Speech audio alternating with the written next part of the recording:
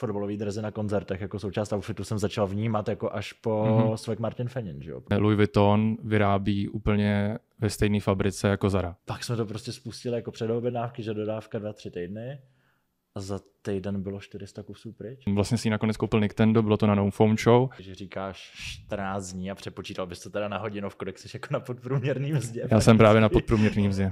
Jaký český rapper má za vás nejlepší a nejhorší styl? Předtím, než se koupíš, tak ti musí říct, že v nich nemáš řídit. Takže já, když jsem šel na fashion show s maskou a ještě velký silnější brýle, tak mě málem sebrali. Takže ono to není všude úplně realizovatelný. OK, takže za fashion můžete do vězení. Takže ahoj, vítám vás na kanále Equipment TV. Jsme tady s novým projektem, naším společným projektem se Zdenem. Čauko. Za mě vlastně tohle je zajímavý primárně tím, že sice oba budeme mluvit o módě, ale my jsme na úplně druhé straně té škály, kdy Tobias je fakt jako za tvůrce, který tomu rozumí, který se tím živí, který tvoří. A já jsem tady jenom za jako velmi aktivního a řekněme zapojeného fanouška, což jsou vlastně na té škále celého toho biznesu jsou úplně opačný póly. Takže vlastně bychom tady měli spolu probírat vlastně úplně cokoliv, co se toho světa týče a fakt by to mělo být jako střed těch dvou světů. Jo. Ač vlastně ten svět je jeden, tak střed fakt těch dvou paralel jako vedle sebe. I ten můj zájem v tom je velký v tom, že přesně v tom fashionu, jak jsi přesně říkal, tak na té škále tam je spousta oborů, který třeba bych se chtěl i dostat, že třeba i neznamená být jako designér, tak jsou různí designéři, jsou návrháři, střihači a prostě na té škále prostě tam je spousta věcí, kterým se jako postupně bych se rád dostal. A v tomhletom úvodním dílu jsme tak chtěli zesumarizovat cca o co nám jakoby tak nějak půjde, kam to bude směřovat a proto jsme si přichystali hlavní věc a to budou otázky na dnešek. Jo, mně vlastně přijde hrozně fascinující to, že na to, kolik mě móda jako hobby finančně stojí, tak o tom je vlastně strašně málo z té praktické části, jo? Že pro mě to je fakt ještě furt na úrovni, že prostě hezký triko, hezká mikina, pak se o tom dozvím nějaký myšlenky zatím, ale když říkáš jako kolik vlastně designérů jako na tom pracuje a že každý má jinou roli, a o tom vlastně nemám ponětí. Takže pro mě to je vlastně i hrozně jako edukativní část. No, protože většinou budou jakoby nejspíš lidi, co na to budou koukat, znát jako značky, kde přesně se řeší hlavně trika, mikiny a takový ten streetwear, protože samozřejmě to ovládlo prostě skrz Balenciagu jako vlastně celý takový to obecný vnímání o módě, ale já jsem samozřejmě vystudovaný hlavně v té krejčovské části, kde prostě opravdu se prototypuje a proto taky ty ceny třeba u těch věcí na míru jsou absolutně rozdílný než u nějaký sériové výroby. K tomu se třeba dostaneme taky, protože přesně tam máme takovéhle otázky, takže klidně bych pomalu přešel k těm otázkám. Mě by ještě ale před otázkama zajímalo, protože já jsem byl na tvý poslední show a mně normálně to funguje tak, že já mám Balenciaga svýho šofera a ten mi prostě ukazuje věci a hezký triko, ale vlastně u tebe na té show za stolik jako easy triček, který prostě piknu tohle, nebylo. Takže mrknem první na to. Yes, úplně jsem na to zapomněl, rád ukážu. Jsme to měli v plánu, takže postupně, nebo ukážu ti hlavně, co jsem měl tam za pánský věci. Yes. A no jdeme na to. OK, můžu být kritický. Že druhý díl nebude. Yes. Tak já si to první zkritizuju. Takže kritika přesně od fanouška módy. A tohle je super. Jo, kdybych to měl tak jako z rychlosti popsat, tak já se zabývám tady tou technologií, tady tu bundu vlastně já jsem v podobné míře už jednou udělal, to bylo tehdy vlastně si ji nakonec koupil Nintendo, bylo to na No Foam Show a přesně jsem tam začal dělat tady ty vyražení tady toho, to si jakoby tvořím sám, s tím, že teďka jsem začal používat všude možně laser. Takže tohle je prostě kožená bunda, je to masiv, je to vlastně nejtvrdší kůže, nebo která vlastně může být, ani se nepoužívá na oblečení, používá se vlastně na potahy, spíš než sedaček a takhle. Ale použili jsme to na bundu, protože mi to připadá za to takový heavy. Je to prostě, vypadá to najednou prostě ještě víc dražší, než by mohla být takováhle bunda. A tak. Každopádně už se objevila v jednom klipu, respektive objeví, nevím, kdy nám to vyjde. A už jsem jí půjčoval právě Izovi, nebo takhle, původně Nintendo jsme se domlouvali o nějakých věcech, tak si ji chtěl půjčit, ale nakonec si ji půjčil Izo. Kolik jich máš vyrobených? Protože tohle to nepůsobí, že bych někam do obchodu a viděl jich tam jako 15. No, tam jako přesně takový problém to vyrobit, že já mám samozřejmě mám jednu. Mm-hmm. Mám jednu a s tím, že teďka nabízíme možnost, že si člověk může k nám přijít vyrobit, my ho naměříme a uděláme jakoby to, no. A ta cena se tam pohybuje, a to si myslím, že jsem hodně levnej, tak je to o 35 000 s tím, že ten člověk si opravdu se mnou může navrhnout skoro celou bundu a řekl bych, že to je na designera jakoby až netypický. A to mi přijde jakože když se podívám na ty designer značky, tak ta cena je vlastně jako mega nízká, že jo? Za 35 se dneska kupujou jako mikiny. Jako fakt ano. Prostě bavlněný mikiny. Já zároveň se snažím to, já zároveň chci, aby to lidi nosili, ale zároveň prostě jako jít pod nějakou cenu už potom nejde dobře. No, abych to teda vysvětlil, proč vlastně ta cena třeba u některých těch věcí je vlastně vysoká. Klidně tady za věci to nechceš držet. Ještě strašně.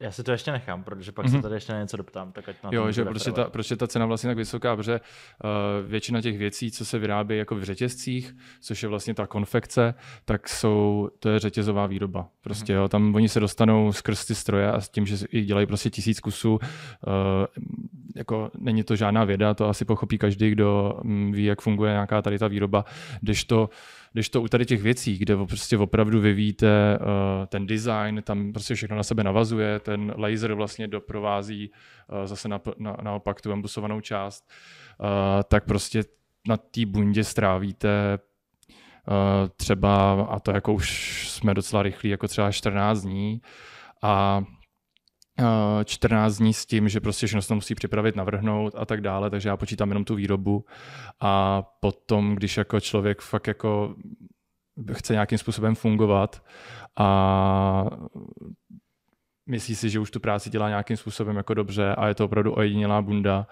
tak nacenit si to je jakoby podle mě základ nějakým způsobem.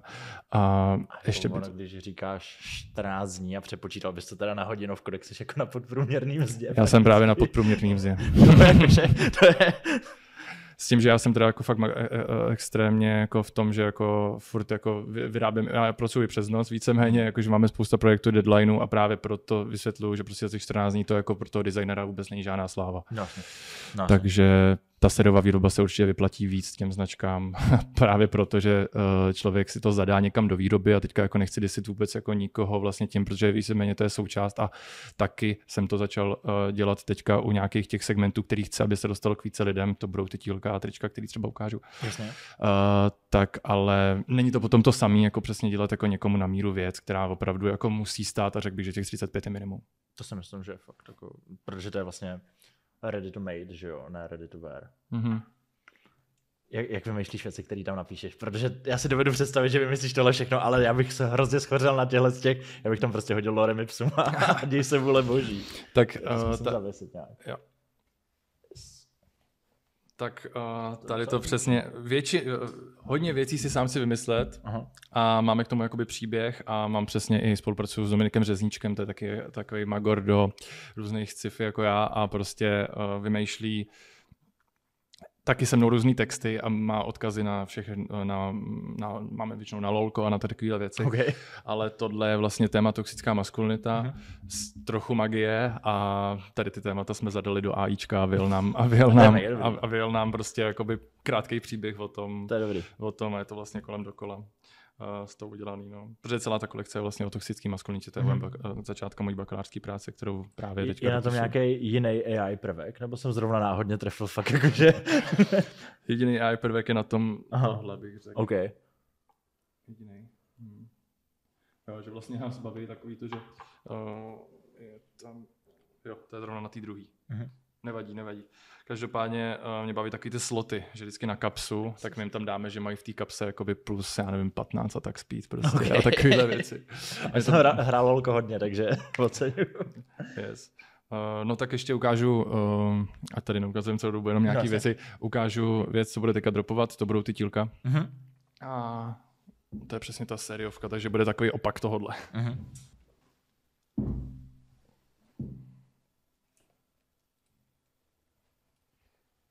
Jsou jako dost heavy ty tílka. No to jo, no. Jo, ale to je vlastně jako poznat ten obrovský rozdíl, že tam jako fakt si dovedu představit, že prostě musíš fungovat, že to prostě naměříš a tak dále. Rozhodně, no, že vlastně takže tady něčím podržím. No jasně, ještě tady mám svůj telefon ještě. Jo, vlastně to jsou tady ty printy, to třeba tady ty koníky a ještě jednu dílku, to tady nemám, ale všechny ty printy připravoval tady to zrovna můj grafik teda, ale jinak všechny ty printy jsem měl na přehlídce, tam potom ukážu, tak to kreslil ručně můj spolužák z Umprumky. Takže to je nakreslený všechno. Jak zásadní je tady ta výroba? Je to prostě o tom, že vlastně víš, jaký materiál na to chceš, když už máš tu svoji knowledge a prostě řekneš, jako bude to takhle. A jenom se pak připraví nějaký jako sizing a jde to out? Nebo... Ale zrovna u tohohle já vlastně si nechám vždycky doporučit těch firmách, které to vyrábějí, protože mám pocit, že u té sériovky jako hodně lidí se vždycky dohaduje, že vlastně Louis Vuitton vyrábí úplně ve stejné fabrice jako Zara. Jo. A prostě to je fakt. To je fakt, no.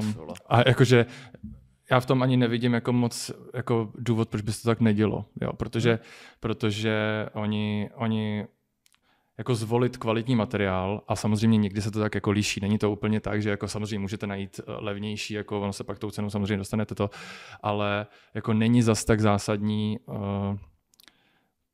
pro tu firmu, co vyrábí tady ten materiál a produkuje jim trička, tak pro ně už jako opravdu vyrobit si ten materiál jakoby kvalitnější s těma technologiemi, které jsou, není ani jakoby podle mě to tak jako je nákladnější, takže Zara si prostě jako koupí, a ona má i víc peněz, nejspíš daleko kvalitnější než třeba nějaký Louis Vuitton, ale Louis Vuitton na tím spíš bude přemýšlet asi tak, že ví, že třeba jeho klientela bude chtít mít přesně ty víc heavy ty věci, když to u té Zary tam přijde člověk, který to ani jako neví, takže oni si řeknou, hele, my sice můžeme vyrobit heavy nějakou věc, ale vlastně proč, když náš ten zákazník to ani nepozná třeba. Jako. To znamená to, že Zaru od vyrábění stejně kvalitních věcí jako Louis Vuitton dělí jenom jejich rozhodnutí. No jasný. Jakože víceméně jo. Já bych jakoby přesně jakoby u sériové výroby moc jako nerozlišoval. Tam je prostě opravdu jako původ té značky. Jako zase je tam mají tam nějakou odpovědnost ty značky, že jo. Jasně. Samozřejmě jo.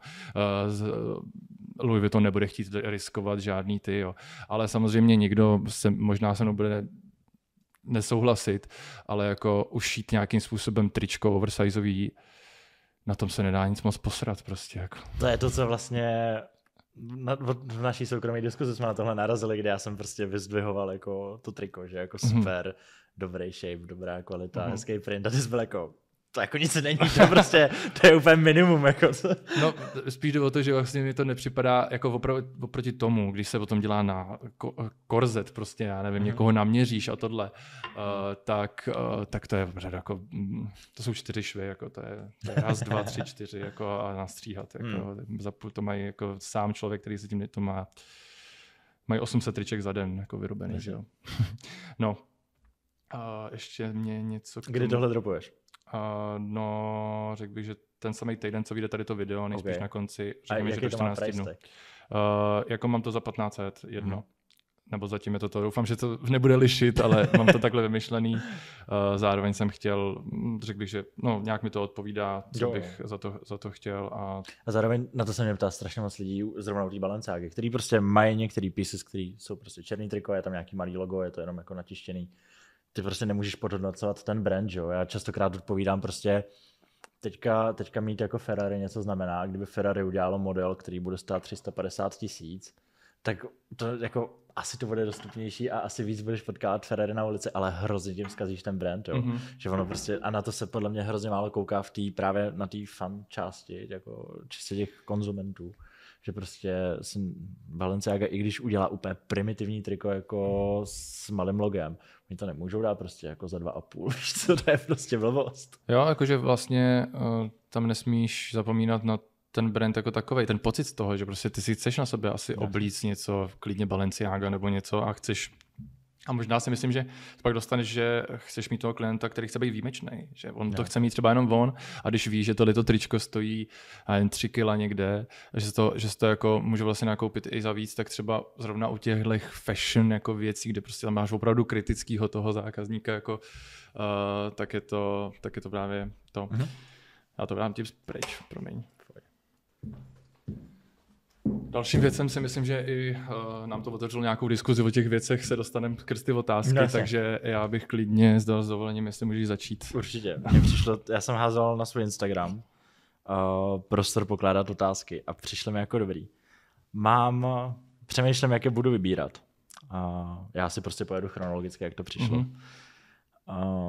Jedna z nejčastějších věcí byla fakt ohledně vlastní značky. Kolik potřebuješ kapitál, jak je to těžký, ale nejčastější dotaz byl, na co si dát pozor, když zakládáš vlastní značku a jak je těžký dneska prorazit s vlastní značkou. Protože jsme říkali, to bude z různých pohledů, tak klidně začni, protože vlastně i jako neznamená vlastně, že... Jasně. Vlastně taky prodáváš oblečení. Jo, ale trošku teda jinde. ale máš tu značku, že jo, vlastně. Jo, ale vlastně mě to nepřijde dneska jako těžký. Jako uděláš dobrý marketing, seženeš si prostě továrnu. Jo. Vysempluješ si to tak, že prostě potřebuješ, já nevím, 3 verze, ti asi většinou stačí, když až fakt jako vezmeš nějaký blank, uděláš na něj print. Tak 2-3 verze. Prostě když jeden ten blank bude stát, já nevím, 5 kilo, tak prostě ti stačí jako 1500. Pak to spustíš jako předobjednávky. Necháš to vyrobit jako v ten moment, co ty objednávky máš zaplacený a prostě to jako, mně to vlastně přijde, že dneska k tomu fakt peníze nepotřebuješ. Když už to chceš dělat aspoň trochu poctivě a to triko mít v ruce předtím, než ho budeš prodávat, tak by bylo dobrý mít prostě v ruce jako 2-3 litry, aby si to jako vysemploval a vyzkoušel. Ale jinak mi vlastně přijde, že to jde udělat úplně jako z ničeho. Ty moje trička, takový to poslední rok, co jsem brouk, tak to byla vlastně přesně takováhle story, jo? Kdy já jsem zainvestoval teda něco do proma. Ale šel jsem prostě přes své sociální sítě, že jo, kde mám prostě už jako nějakou audience. Našel jsem si továrnu, objednal jsem si 5 blanků, na každý jsem nechal prostě natisknout nějakou první verzi, oni přišli, říkám, tak tenhle je nejlepší, ale tu grafiku trochu upravíme. Nechal jsem si poslat prostě 15 triček, který jsem rozdal, abych prostě měl to video, že to někomu rozdával. To byla ta investice do promo? Jo. A pak jsme k tomu ještě natočili to video, jak tam přepadávám tu večerku. To nevím, jestli jsi viděl, ale udělali jsme takový 30 vteřinový jako spot. Tak tam mě stála jako technika a vybavení něco. Pak jsme to prostě spustili jako předobjednávky, že dodávka 2-3 týdny. A za týden bylo 400 kusů pryč. A vlastně, jasně, stál mě něco ten kameraman, stály mě něco ty samply a nějaký pieces jsem jako obětoval, že jsem je rozdal prostě svým slavnějším kamarádům. No ale jako...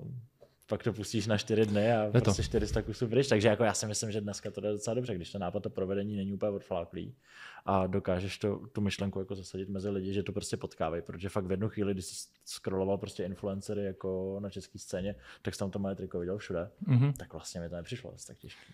A ta otázka zněla, že to bylo jak je to složitý, nebo víceméně? Jak je to složitý, jak to udělat, čemu se vyvarovat, no.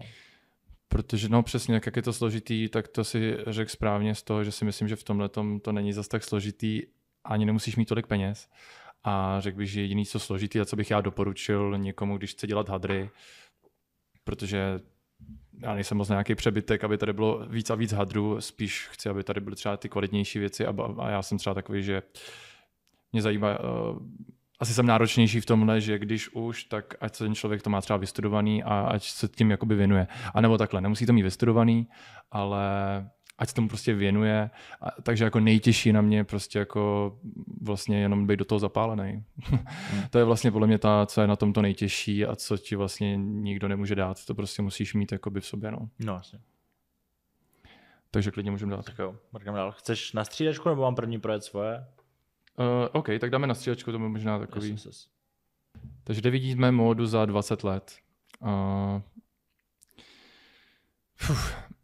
Já k tomu řeknu asi jenom to, že ono se to tak blbě jako hodnotí, že vlastně byla tady nějaká avantgarda v módě, třeba před 30-40 lety, kdy prostě jako třeba když se podíváte na Thierry Muglera a takovýhle, tak tam prostě jsou šaty z pneumatik a já nevím, no třeba takovýhle příklad. A opravdu to bylo hodně avantgardní, takže lidi, co si dneska myslí, že dělají nějak jakoby fakt avantgardní věci, tak to už se dávno jakoby vymyslelo a že dneska už je ta móda právě že daleko víc normálnější a spíš se adaptuje na to, aby to bylo každodennější, když to zjednoduším. Takže fakt nevím. Mně vlastně přijde, že se hrozně cyklí, jo? Že minimálně se týče takových těch mikrotrendů, který prostě vydrží rok, 2, tak vlastně to jde hrozně dokola. Jsem začal módu sledovat, já nevím, 2010 nebo tak něco, což je už 14 let prakticky, takže už jsem spoustu věcí viděl, jo, jakože, takže já bych vlastně nečekal zase tak nic závratného upřímně, spíš bych jako čekal, že to bude pokračovat nějak v těch cyklech. Yes. Můžeme další. Můžeme dál.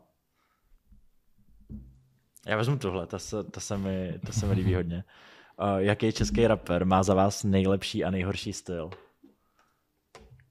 Já nevím, jak moc chcem říkat ten nejhorší. Já bych začal tím nejlepším a uvidíme, jak se budeme cítit. Já jsem o tom docela vokální. Mě osobně, a to jsem zvědavý, co na to ty řekneš, ale mě v oblíkáním nejvíc baví Casanova Bulhar. Úplně 100%. To je prostě úplně nenapodobitelný podle mě. Jo? To je fakt takovej skurveně autentický jako styl. To je takový swag trash, ne? No jo, ale takovej, že v tom je jako, jak ten luxus prostě těch věcí za těch 250 000, tak ta úplná bída toho vintage dresu ze sekáče za 50 korun a je to hrozně dobrý kontrast a přijde mi to k němu je jako strašně autentický, jo. Že pak se podíváš na některý lidi a říkáš si, že se svezli na nějakém trendu, ale mně přijde, že ten Casanova si fakt jako piknul ten svůj styl, aby byl naprosto autentický k němu a třeba fotbalový dresy na koncertech jako součást outfitu jsem začal vnímat jako až po Swag Martin Fennin, že jo. Do té doby jsem je vlastně neviděl. Takže to minimálně u nás. Takže jako za mě nejlíp určitě Casanova, protože mu to hrozně jako věřím.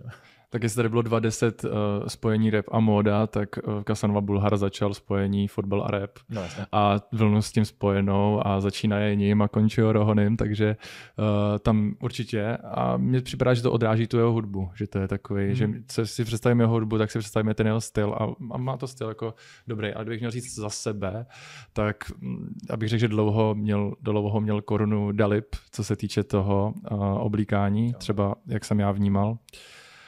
100%, tak určitě. A teď bych řekl, já jsem v tomhle hrozně asi to nedokážu odprostit od té hudby. Já jakoby prostě vlastně to vnímám jako dohromady, takže bych řekl asi Simiho a nebo no, řekl bych možná Daliba nebo Simiho. Jo? I když teda jako Simi ještě to bude muset obhájit, tak řeknu jo. Okay. Ale zdravím ho tímhle. Jsem se pouštěl do nejhoršího. Protože ty máš na tom poli hrozně jako kamarádů, já tam mám taky hrozně kamarádů. Zároveň cítím jako k něm jako obrovský respekt, když kamarádi nejsme a nechce se mi úplně někoho takhle. Tak já bych to zkusil možná tak politicky nejhoršího, tak úplně neřekneme, ale řekl bych, že jako je to dneska taková součást té tvorby toho umělce, že vlastně jako pokud vlastně pro mě už to neřeší jako i ten vizuál, i tu hudbu, tak já ho vlastně ani nesleduju a neznám, takže tak. Možná jako já fakt jako nevnímám, nevím, tak jako jestli se mi někoho jmenovat, já asi ne. Já mám strašný take, ale to asi bojím říct. Tak řekni. Tak já to řeknu. Ale jako ve vší úctě, jo. Viktor Šín. A to je... Hele, podle mě Viktor je nejlepší umělec, kterýho tady máme. A kdybych měl říct jako nejlepšího hudebního interpreta v Česku, tak řeknu Viktora. Ale to jako nelíbí se mi to, jak se oblíká, jo. Ale vlastně mi přijde, že on má hrozně moc jako i část té persony, že to vlastně neřeší, jo. Ono, když řekneš nějakého rapera, tak si hodně k němu, když řekneš Casanova Bulhar, představíš si jeho outfity. U toho Viktora vlastně vůbec, nebo aspoň já to tak mám, že já si u toho Viktora mnohem víc představím, jako jak hraje na tom Twitchi, že jo. Yeah. A že vlastně mi to přijde, že to ani není součástí jeho tvorby, ale vím, že občas jsem viděl něco, co jsem si říkal, jako to nebude jako... ono, ale jako říkám, velmi politicky a se vší úctou a respektem.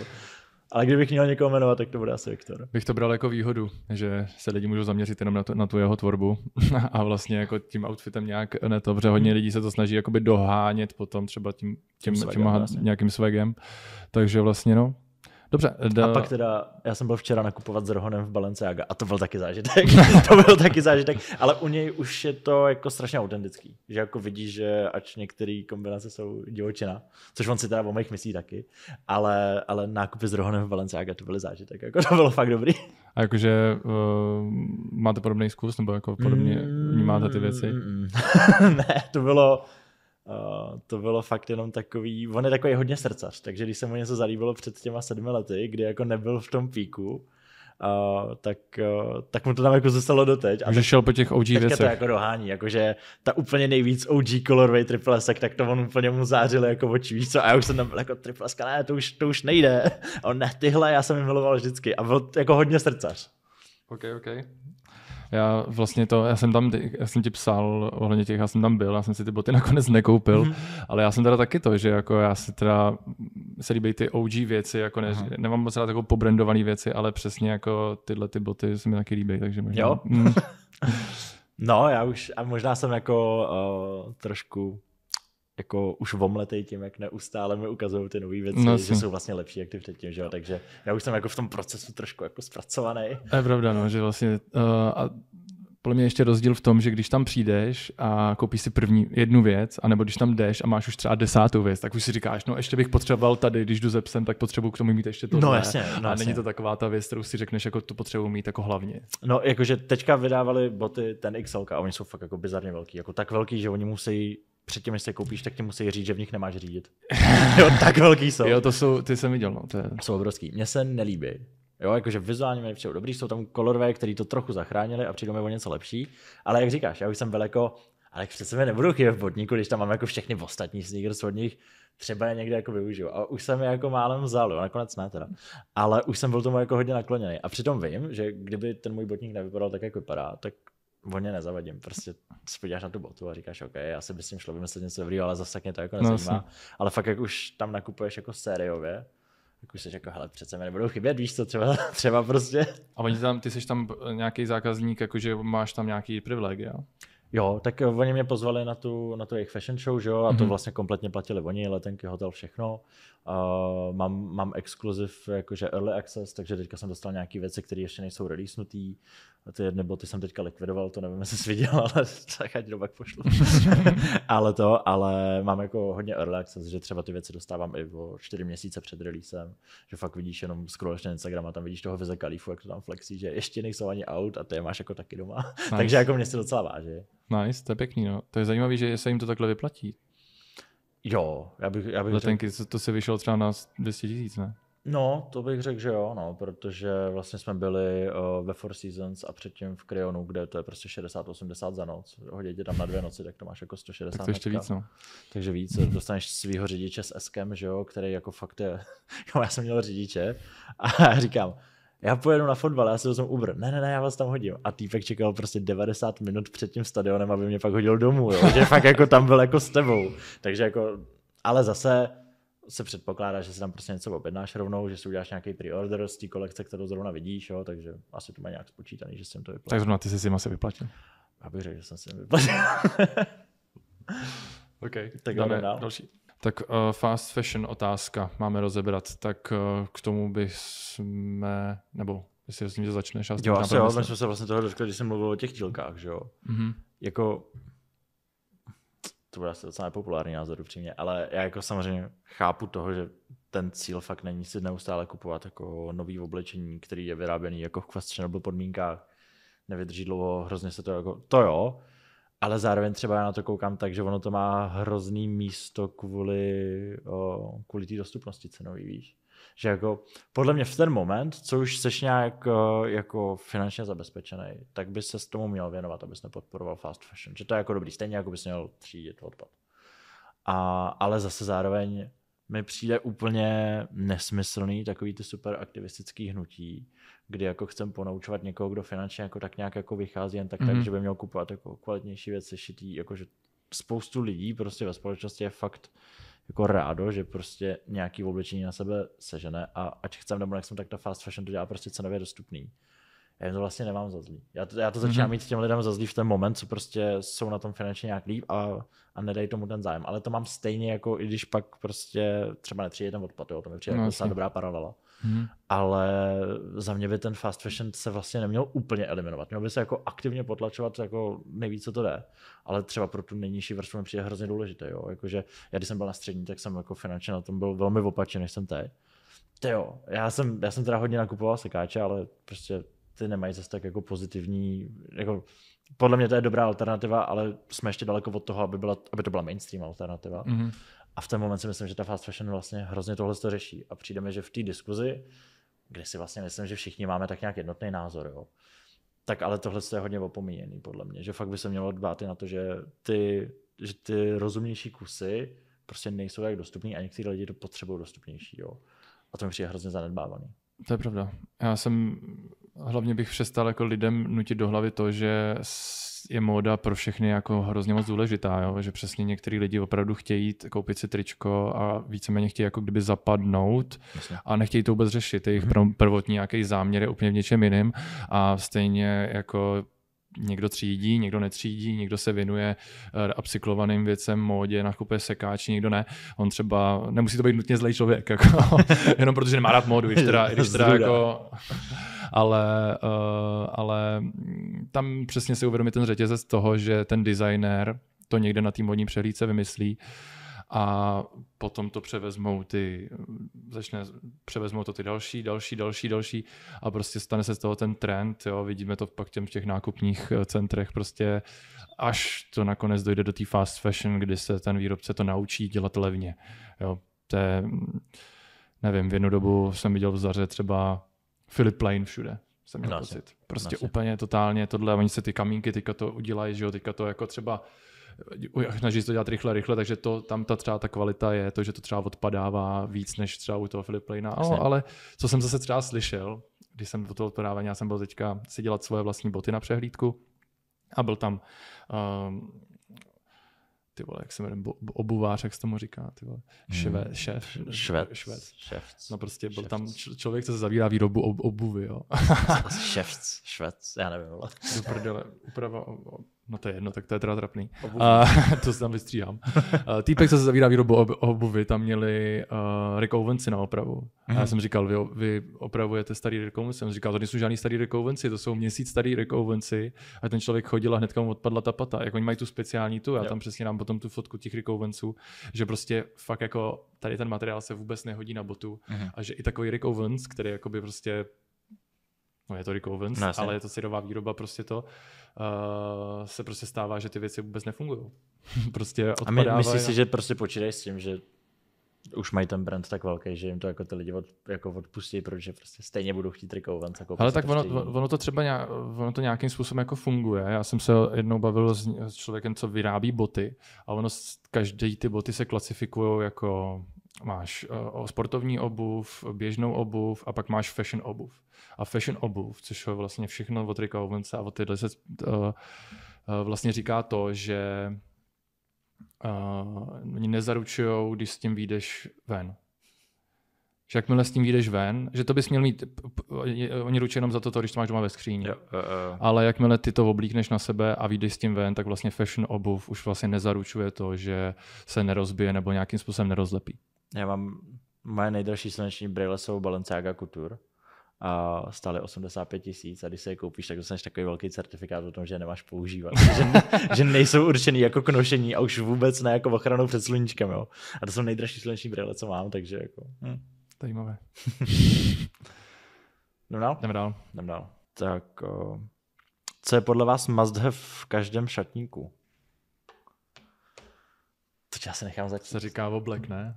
No, já žádnej nemám. Já třeba taky nemám jako svůj oblek na míru, ale mám takovej ten ještě ze plesu třeba. Z maturitního. Z maturitního plesu, no. Ale co must have v šatníku, tyjo, upřímně nejsem takovej, že bych to takhle úplně věděl. Pro mě to byly Rick Owensy. Ale to mě teda zabijou. Tady to je zvláštní návaznosti na tu minulou odpověď. Přesně tak. Takže aby se vám rozpadly Rick Owensy. No. Nevím, tak možná řekni a pak doplním. Hele, u mě se to jako točí tím, jak zrovna skládám ty fity. Teďka třeba, co fakt jako vnímám jako must have v mém šatníku a v ten moment, co to mám v čistírně, tak jako panikařím. Ne, že bych to ani nosil často, ale že prostě jsem fakt nervózní, že to tam není. Tak jsou teďka za mě kožený kalhoty. Fakt jako... Co se mi daří kombinovat jako různě, já fakt to zase tak nenosím, ale vím, že cítím takovou jako mikropaniku, když tam zrovna nejsou, jo. Takže kožený kalhoty, já mám asi 3, mám jedny uší, pak mám jedny jako hodně baggy a pak mám jedny takový jako casual, ale to je teďka pro mě něco, co já si vlastně nedovedu představit, že bych tam neměl, že vlastně tolik variací, které s tím jako dokážu vyřešit a hlavně mi přijde, že je v tom aktuálním jako rozpoložení módy, který jako je, takže ty kožený kalhoty dělají strašně moc. Nevím, jestli to je kvůli Kartimu, ale jako teďka, kdyby za mnou někdo přišel, co si má koupit jako do šatníku, že to je za mě must-have, tak mu řeknu kožený kalhoty. Takže kožený kalhoty. Yes. Budeš se k tomu vracet, nebo Já asi ne. Jdem dál. Já jsem se nechal zabít na téhle otázce. Tak hlavně, že jsi chtěl. Tak jo, a dáme poslední teda. Jo, takže míříme na poslední otázku. Yes. Jaký je váš nejoblíbenější doplněk? To tě nechám. To... U mě jsou to, ne, já řeknu, zabiju se i na této otázce, jsou to prstýnky, které nakupuju nejradši a nejčastěji v Sapě. Což je teda nejlepší jako místo na nakupování bizarních jako doplňků na show nebo i zajímavých triček. K tomu se pak ještě vrátím. Dobře. Takže s tím, jak jsem tady holdoval za ty designéry a návrháře, tak ještě zároveň pasivní protipol je Sapa, což je nejspíš ten fast fashion. Ale no, je potřeba být v balancu teda. Každopádně všechny moje prstínky mám ze Sapy. Už jenom z toho důvodu, že je totálně ztrácím, ale to je výmluva. Prostě se mi tam líbí, ale přesně, když jsem to říkal Nice Baum, tak ta nebyla moc spokojená. No já se nedivím. A dostal jsem teda velkou bídu. A no, takže doporučuji prstínky jedině u Aničky Baum. Jo, dobře. Nebo v Sapě. Já jsem teda trošku vykolejený. Já jsem věděl, že že se na tu otázku těšíš, ale teda nevěděl jsem proč. Dobře. Za mě to jsou face masky. Já mám fakt, přijde mi to jako hrozně zanedbaná část jako módy a jedno, jestli to je úplná kukla, jestli to je ski maska, nebo jestli jak Káně nosil jednu chvíli ten jako jenom klov. Teďka vlastně se hodně dává ten long sleeve přes ksicht, že jo, ale mně fakt přijde, že všechno je tak nějak jako pásky, šperky, různý ty keychains, které já taky mám teda mega rád, že si takový ty designer keychains dávám za rifle. To mě taky hodně baví. Ale vždycky, když se jako podívám na ty doplňky, co mě baví nejvíc, tak to jsou face masky, přijde mi to jako hrozně vynechaná část té módy, že vlastně od krku dolů dobrý, pak jako od čela nahoru taky dobrý, občas už je dobrý, ale vlastně tam obličej, že se strašně nechává, tak já mám hrozně rád face masky a vždycky, když nějaký fit obsahuje to, že nějakým způsobem máš zahalenou část tváře a nemusí být ani celá, jenom prostě část, tak mě to vždycky hrozně baví, jakože fakt mi to přijde hrozně zanedbaný. Tak ono je dost těžké je vyrobit si asi, a nebo sehnat nějaký zajímavý a já se těm obecně věnuju, třeba výrobu maskám, takže vím, jak je to náročné. Třeba ve Francii máš nelegální. Já když jsem byl na Valen kvůli nějakým těm nepokojům, co tam měli jako kriminálním, tak já jsem šel na Balenciaga Fashion Show přehlídku a součást mého fitu byla face maska a málo mě sebrali a mohl jsem skončit v Paříži na CPZ. Takže ono třeba v některých státech je to vysloveně jako nelegální mít jako zakrytej v obličeji. A třeba i když přijedeš, já nevím, jsi Volt Courier a přijedeš do restaurace vyzvednout jídlo, tak si musíš sundat helmu, aby ti... Když seš třeba Volt Courier a vyzvedáváš jídlo v restauraci, tak ty jako asi můžeš, ale neměl by se to jako společenský konsens, že ty v Paříži neměl bys, nedělá se to s tou helmou, že si prostě sundáš tu helmu, aby ti bylo vidět do obličeje. Fakt tam kvůli právě té kriminalitě a tak tam je prostě zvyk a pak je to i nějak zákonně ukotvený, že prostě ti musí být vidět do obličeje. Takže já když jsem šel na fashion show s maskou a ještě velký silnější brýle, tak mě málo sebrali, takže ono to není všude úplně realizovatelný. OK, takže za fashion můžete do vězení. Dobrý, to je docela zajímavý závěrečný příběh. To se mi líbilo. Každopádně teda se blížíme k nějakému závěru. Aby jsme to zesumarizovali, tak to byl teda původní díl. A my asi uvidíme i v rámci návaznosti na ty vaše reakce, co by vás třeba bavilo, aby jsme třeba řešili dál, protože chceme se potkávat pravidelně. Jo. Zároveň jsme to ale nechali tak, že nemáme pro to ani úplně ještě název, takže tohle je fakt jenom takový náš talk společný a uvidíme podle toho, jak se to bude vyvíjet. Je to vlastně hrozně živý koncept, když si myslím, že, a teďka to bylo podle mě fakt dobře vidět, že máme spoustu věcí, co probrat a že fakt jako ty pohledy jsou častokrát úplně jako různostranný. Ale uvidíme, no, jak se to celý uchytí, jak nám se to rozloží v hlavě, jaký budeme mít odezvy. Třeba to jednou i nějak pojmenuje. Dobře, každopádně chceme vás teda nabádat k nějakému feedbacku a asi se rozloučíme. No, děkujeme moc. Tak jo, paráda, díky moc.